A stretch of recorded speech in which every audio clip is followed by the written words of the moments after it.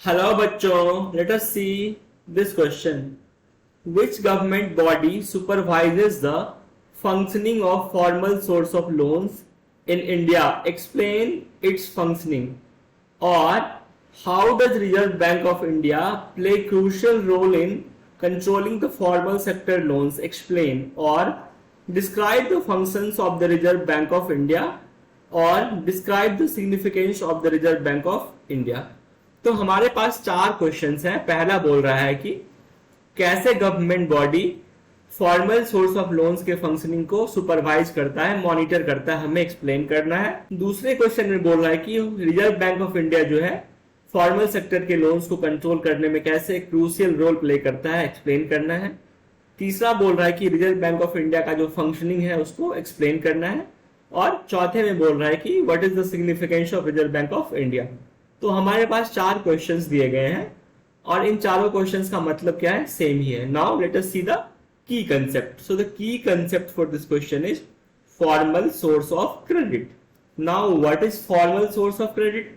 Formal source of credit क्या होता है? ऐसे सोर्स से हम क्रेडिट लेते हैं जो मॉनिटर्ड होता है, जिसको रिजर्व बैंक ऑफ इंडिया या फिर गवर्नमेंट अथॉरिटी सुपरवाइज करती है, उसको बोलते हैं फॉर्मल सोर्स ऑफ क्रेडिट। जैसे बैंक्स हो गया, नॉन बैंकिंग फाइनेंस कॉर्पोरेशन हो गया, कोऑपरेटिव सोसाइटीज हो गई, ये सभी सारी फॉर्मल सोर्स ऑफ क्रेडिट में आती है। एक दूसरा सोर्स भी होता है जिसको बोलते हैं इनफॉर्मल सोर्स ऑफ क्रेडिट, जैसे मनी लेंडर्स हो गए, ट्रेडर्स हो गए। इनको कोई गवर्नमेंट बॉडी इस टाइप के सोर्सेस को गवर्न नहीं करती। तो ये हो गया informal source of credit. Now let us see the answer. The reserve bank of India supervises the functioning of formal source of loans in India.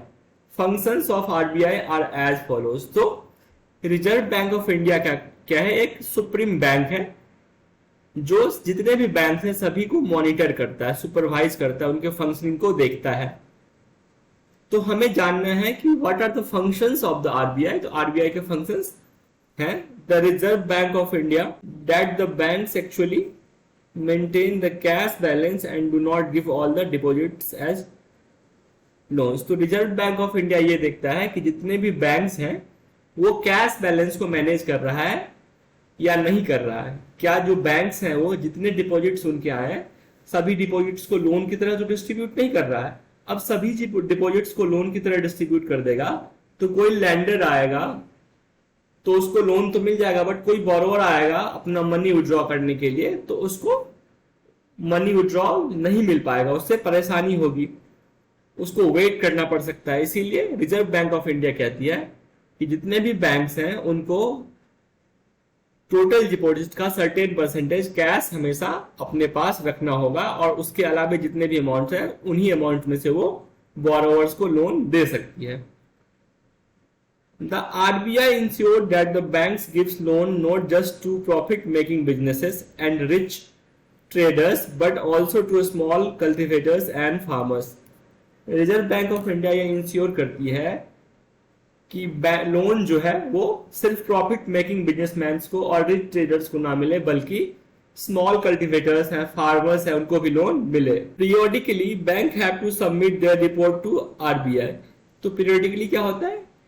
3 month का जो पीरियड होता है उसको बोलते हैं पीरियोडिकली। और उस 3 मंथ के पीरियड में जितने भी बैंक्स हैं सभी बैंक्स को आरबीआई के पास एक रिपोर्ट सबमिट करना होता है जिसमें उनके total expense, total deposits, total loans सभी को दिखाना होता है, उन्हें सबमिट करना होता है रिपोर्ट प्रिपेयर करने के लिए। The rate of interest charge on loans are decided by RBI. RBI ही डिसाइड करती है कि कौन से लोन पे कितना रेट ऑफ इंटरेस्ट चार्ज किया जाना चाहिए।